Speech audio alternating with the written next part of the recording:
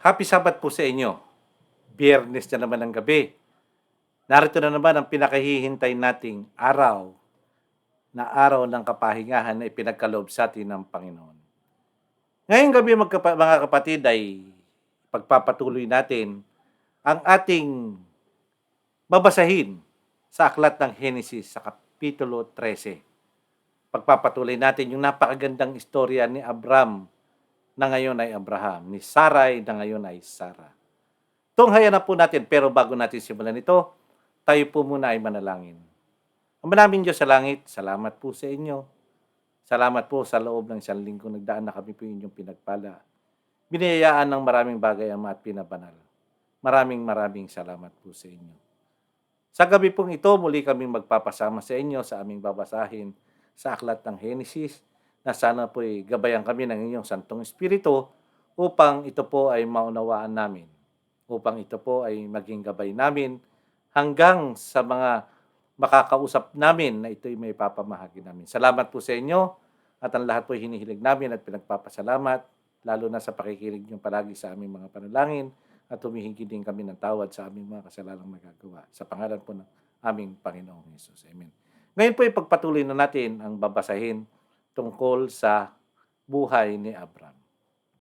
Simulan na po natin mga kapatid sa Genesis 13:1 hanggang 18. Madali lang po ito.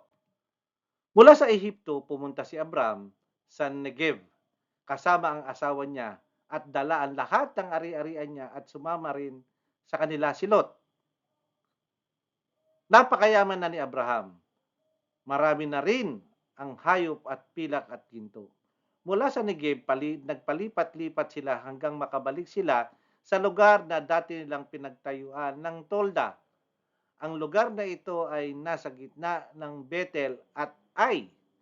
Doon rin sila unang nagtayo ng altar nang dumating sila sa Kanaan. At muling sumamba si Abram sa Panginoon. Si Lot na laging kasama ni Abram, saan man siya pumunta, ay may sarili na rin mga hayop at mga tolda. At dahil marami na rin ang hayop nila at iba pang mga ari-arian, hindi sila maaaring manirahan sa iisang lugar. Ang pastulan ay hindi nagkasya sa kanila dahil dito nag-aaway ang mga tagapagbantay nila ng mga hayop nila. Siguro dahil naghihilian, nag-iinggitan, kaya hindi nga naman maganda yung magsama-sama sila ng panahong iyon. Sabi rito, ang mga Kanineyo at mga Pareseyo nakatira sa lupaing iyon. Kaya sinabi ni Abram kay Lot, tayo at ang mga tauhan natin ay hindi dapat nag-aaway dahil magkamag-anak tayo. At mabuti pa maghiwalay na lang tayo dahil marami pang lugar na maaring lipatan. Ikaw ang mamili kung aling bahagi ng lupain ang pipiliin mo. Kung kakaliwa ka o kakanan ako. Kung kakanan ka, kakaliwa naman ako.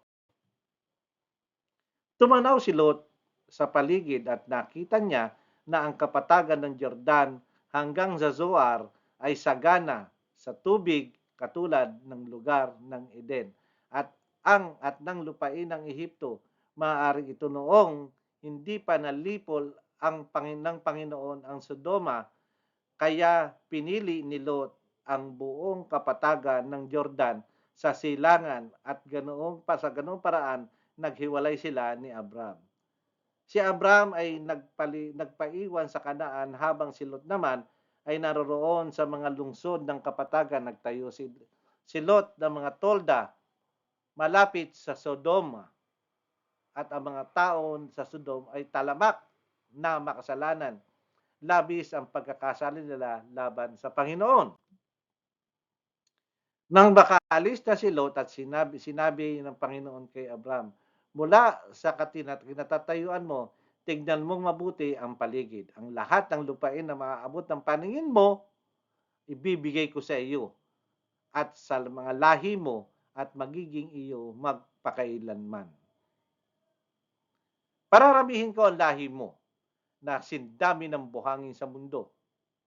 Ang buhangin ay hindi kayang bilangin, kaya ang lahi mo ay hindi rin mabibilang. Lumakad ka at ikutin mo ang buong lupain dahil ibibigay ko ito lahat sa iyo.